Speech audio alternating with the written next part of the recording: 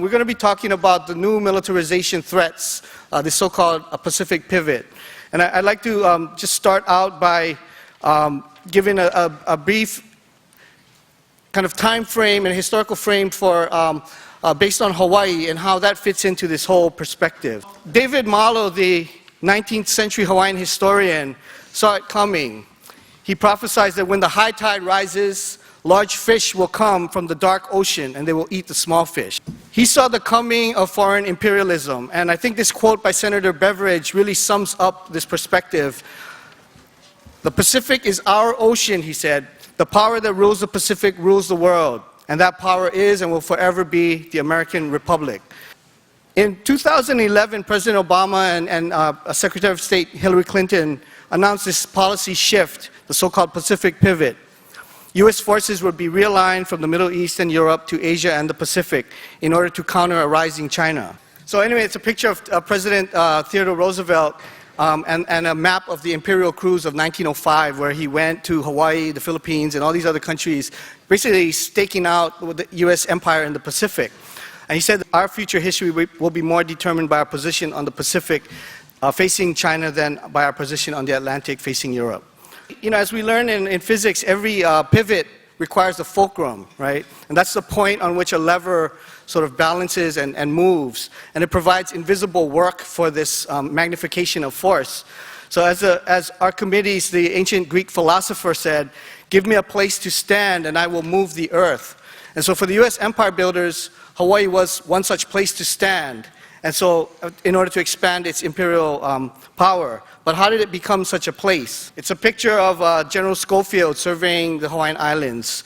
And he was doing a secret survey in 1873 in which he reported back that Pearl Lagoon was the key to the Central Pacific Ocean. So the desire for a military outpost was already developing. They envisioned this harbor as a strategic coaling station and a stepping stone to Asia. And so this is what he was describing, and the Hawaiians had a different name for it, and they had many different uses for it. Keawalau o Pu'uloa, the many bays of Pu'uloa, was a very productive resource for Native Hawaiians. And it was also a sacred place. It was symbolized female power. It was, Ka'ahupahau was a protector. Kaneko'ana was also the protector of the resources of the fish ponds. And you can see how this geography was created by the streams that flowed from two mountain ranges, which meant that there was a lot of fresh water and brought nutrients to the estuary. And the Hawaiians were able to utilize these resources to intensify production by building fish ponds. There were somewhere in the range of 30 to 40 fish ponds in this region, and lots of wetland agriculture as well. But the U.S. takeover of Hawaii was driven by its desire for Keawalau o Pu'uloa.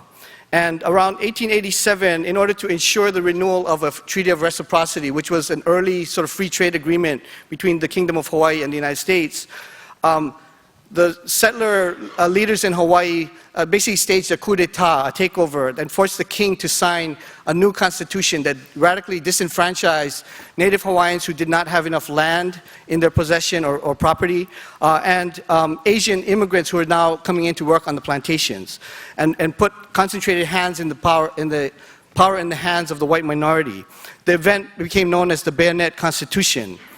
Soon after they got this constitution, they ratified a second treaty of reciprocity which granted the U.S. exclusive access to Pearl Harbor, or Pu'uloa. But when Queen Liliuokalani tried to restore the previous constitution in 1893, this prompted this group to conspire with the U.S. minister, land American troops, and basically do an overthrow of the Queen. So we could think of this as regime change 1.0. It was a prototype for the U.S. policy that's continuing even now that they're talking about Syria as a possible regime change. There's a picture of a cartoon from 1898 that shows the American eagle spanning 10,000 miles from the Caribbean to the Pacific. Okay, and then the other cartoon shows President McKinley in a shotgun wedding over Hawaii and Uncle Sam. And so the Spanish-American War provided the justification. Even though Hawaiians had defeated 2 treaties of annexation with the United States, the war in 1898 was the justification for basically occupying Hawaii for military necessity. And this lack of a treaty of annexation becomes the basis for the continuing Hawaiian sovereignty claims today. And so this is the logo of the Pacific Command. So today, Hawaii is the headquarters of the U.S. Pacific Command, the oldest and largest of these unified military commands. And the logo actually kind of resembles that cartoon from 1898. There's a map of the area of responsibility for the Pacific Command. And it spans more than half of the planet, from the west coast of North America to the central Indian Ocean, from Alaska to Antarctica, and including Antarctica in its zone. A majority of the world's population also falls within this zone that they police. And Hawaii is at the center of this. So a Hawaiian scholar and activist, Kaleko Ka'eo, coined this metaphor of the Hawaii being the head of a monstrous he'e, or octopus, of U.S. military power. And this was actually from a modified World War II cartoon, but it sort of captures that feeling. And I have to apologize to octopi, for the bad reputation, because they're actually smart and really creative animals. So to just give a sense of what this octopus looks like, about 330,000 acres of land are occupied by the U.S. military in Hawaii. 118 military sites and installations. And if you look at this map of the island of Oahu, where 80% of our population lives, 24.6% of the island is occupied by the military.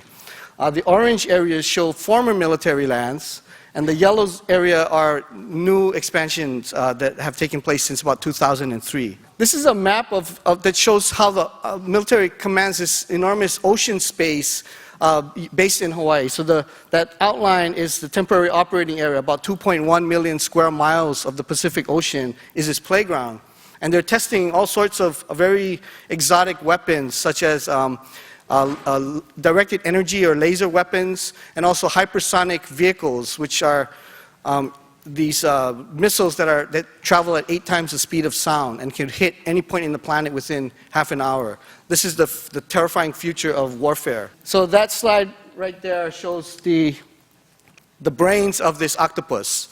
This is the command center for the U.S. Pacific Command. It shows the supercomputer in Maui. And so these fiber optics and these computers form this sort of the brain and nerve center of this command. The eyes of this octopus, Haleakala, Koke'e, Pearl Harbor, Kaena Point are these tracking stations and radar stations in the islands. The ears of the he'e, of this octopus, there's an array of sonar listening devices off the ocean of Kauai and radomes up in Wahiawa that are used to intercept electronic signals. And so the NSA has a facility where they intercept regional signals intelligence. So all of your cell phones and everything is being piped through that system, and they're looking for code words.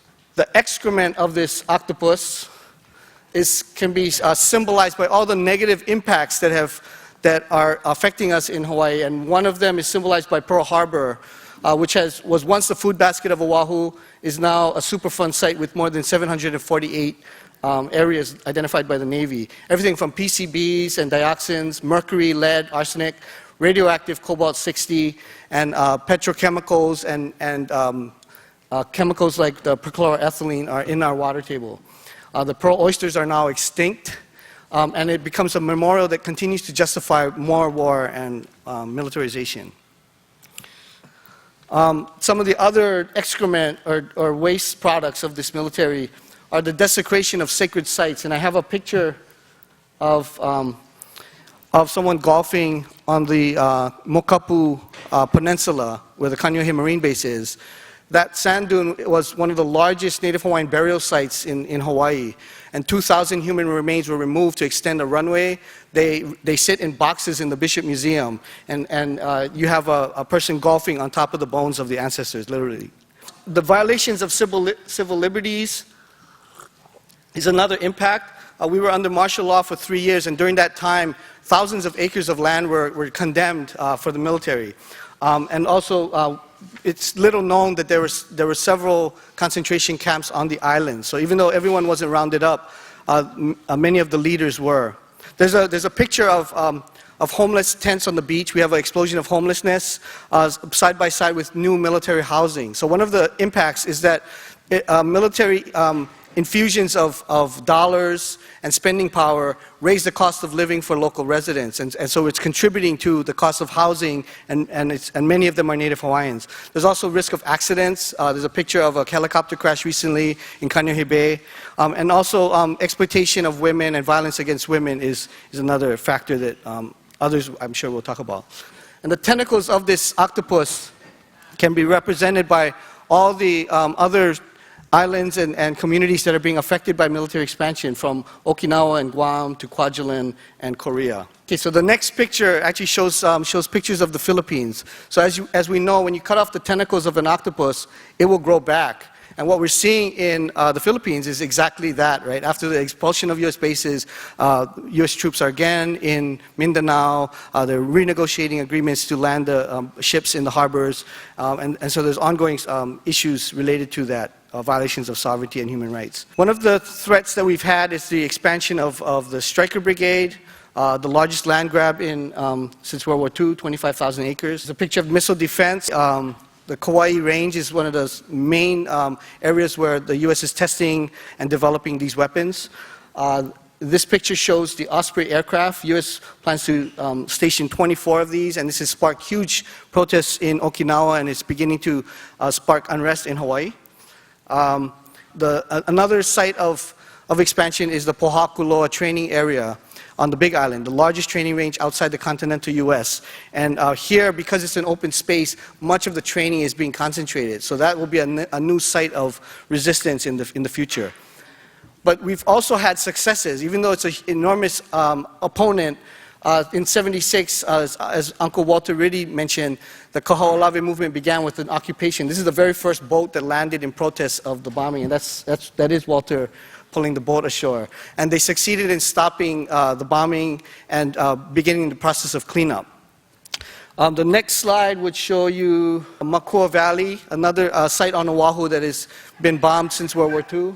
And it's another sacred area where people have fought, and we've been able to stop the training there for 9 years due to protests and legal action. So we think that we're very close to being able to close that base. But much of that training is now being pushed to Pohakuloa on the Big Island, as I mentioned. So just returning to the pivot, this is Barack Obama's quote. Asia and the United States are not separated by this great ocean. We are bound by it. I want to just analyze it a little bit because he gazes over the Pacific, right? There's nothing in there. It's just a space between the two coasts, right?